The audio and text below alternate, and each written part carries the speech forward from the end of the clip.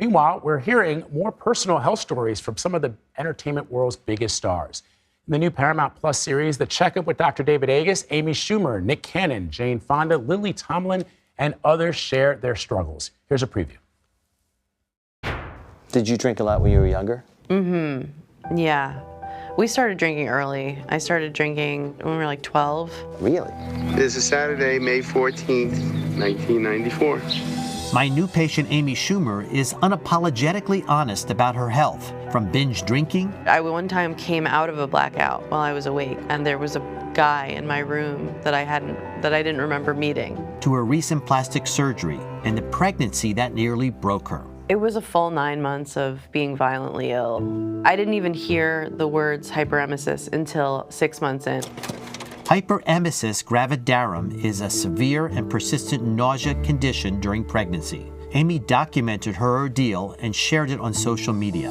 Why did you say, hey, listen, everything I go through, I'm going to tell people? I feel moved to share what's going on. When I hear about other people with my same struggles, I feel better. I feel less alone. Nick Cannon opens up about his ongoing battle with lupus and the devastating loss of his infant son, Zen. When we took him to the doctor, they noticed that his head was larger than it should have been at 2 months. That's when, they did a lot of tests. They didn't let him leave the hospital. And so you could imagine, you think you're taking, your son in to get a checkup for asthma. And to know that, he gets diagnosed with brain cancer. That was a shock. And two of the most iconic women in entertainment, Jane Fonda and Lily Tomlin, share a few laughs about aging. In season 2 of Grace and Frankie, you had an amazing scene where you looked at one of the issues that was facing women as they get older. People really liked the fact that we were making vibrators, and people would write us. I'm on social media. I would get comments from people that were very supportive, and they really liked the fact that we did that. Many of my relatives wanted me to send them one. I want to bring in CBS News medical contributor Dr. David Agus to talk more about, well, I'll let Anne-Marie ask about this, what we just heard there. Well, this is not so funny. The first question is actually about Amy Schumer, which I was really surprised to hear about. I knew about some of the issues that she had after the birth of her child. The thing about this sort of stuff, Dr. Agus, is that women don't talk about it. Right. There's this idea that when you're pregnant, you're glowing, and it's the best time of your life. Or morning sickness is just the thing that, you know. Yeah, and so to hear that, you could be violently ill for the entire time and being pregnant is not fun at all. She said that she felt alone. What do you want viewers to take away from the conversation? Yeah, I think that's the key, is she did feel alone with what she was going through. And, to normalize this for other people is tremendously important, is that lots of women go through this. In addition, she talked about growing up with her endometriosis and eventually having her uterus removed and what that was like, the pain involved and not knowing what was happening. And then to be able to unveil that for other women in the country so they don't feel alone in their struggles. Again, I just think is powerful and important.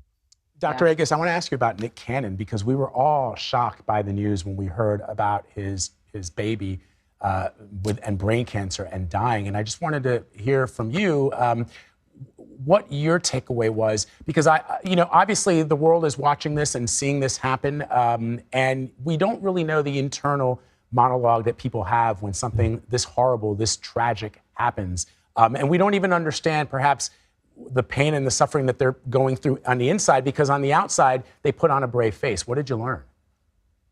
When his wife and Nick were talking to the doctors, and the doctor said, chemotherapy is not going to help your child probably. And they decided not to do it, and how they held their child overnight, and the sun rose and the child passed away, Zen, in their arms.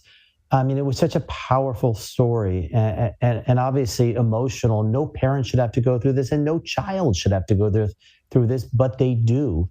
And we have to bring it into the open. And then Nick talking about his lupus, presenting with a blood clot in his lung and kidney failure, and how he almost died from that. Again, he's talking about this, being vulnerable and emotional to help others. Yeah, I'm so glad he's talking about lupus because I feel like there are a lot of people out there who suffer with Yes. lupus and they don't. Most people don't even know what it is. They don't want to share, because you can sort of like not, you don't necessarily have overt symptoms. And so I think people feel embarrassed to say, I'm not going to come out tonight or I'm not going to have a drink, and not to say why. And lupus affects people in various different ways. So I think it's great that you're doing this. I do, Dr. Agus, want to ask you about some of the other things that are sort of the headlines that are happening in the news, right? We got to talk about COVID. Hospitalizations and deaths have gone up over the last couple of weeks. We talked about this before. It's not surprising since a lot of people gathered during Thanksgiving, but I wonder how concerned we should be moving forward. A lot of people are going to be gathering over the next couple of weeks, rather, with the holidays. So the good is RSV is kind of stabilizing, going down, but certainly the flu and COVID-19 are up and staying up. And so as we gather for the holidays, we still have time. Get your flu shot if you can, please. This is a bad flu season because there's no immunity to influenza, because a couple of years we were away from interacting with each other and we never got it. At that same point, COVID-19 is still here, and the new variants are strong. The new booster, the bivalent booster, does protect against them. So I kind of feel like a broken record, but get that booster, get that influenza shot if you can going into the holidays. It will be much better for you, and especially for grandma and grandpa who are higher risk and will be with you during the holidays. Dr. Agus, it seems more and more people who have never gotten COVID, we used to talk about them as unicorns. I was one of them for a long time, didn't have it throughout this entire pandemic, and then just last month, it got me. Other people that I've known have lasted the entire pandemic without being infected are now getting it. What is your thought behind what's going on? Yeah, I mean, you got it. I'm in the same boat, is that I got it in August, and I had gone for most of the pandemic without it. And unfortunately, it got me. This new strain is tremendously infectious, much more infectious than the prior strains. 94% of the country now estimates have had COVID-19. So that's a staggering number if you think about it. There are a few unicorns out there. You know who you are, but make sure if you can, again, to get that bivalent vaccine. Having immunity from having had COVID is great, but having the extra T-cell boost from the vaccine, I think, is more beneficial.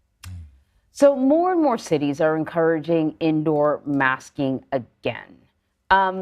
I want to get your take on it, whether or not you think it's a good idea. I spoke to a doctor earlier in the week, and she said, part of the issue with masking is that's also the reason why our immunity is not as strong when it comes to the flu and that sort of thing, because we haven't been exposed over the past couple of years. So, could you see a stronger recommendation when it comes to masking coming from the CDC? What's your take on masking? So first of all, it doesn't make any sense. The reason we masked early during the COVID was the hospitals were full and we had to mask. Right now, if you have a high-risk condition, you're elderly, you've got other medical issues, you should probably mask if you're indoors in a crowded situation. If you've had your flu shot and you're up to date on your COVID vaccines, it's probably not as necessary to mask. There's no downside to masking if you want to be protected. You want to go into the holidays without being sick and harming your relatives, you may want to mask over this next week. So there's no risk you missing Christmas dinner, you missing, a holiday brunch, all of which are possible if you get sick. So masking does have its upsides, but it's also a pain. And we're tired of it. And I get both sides. All right, Dr. David Agus, thank you. The Checkup with Dr. David Agus is streaming on Paramount Plus, which, like CBS News, is a division of Paramount Global.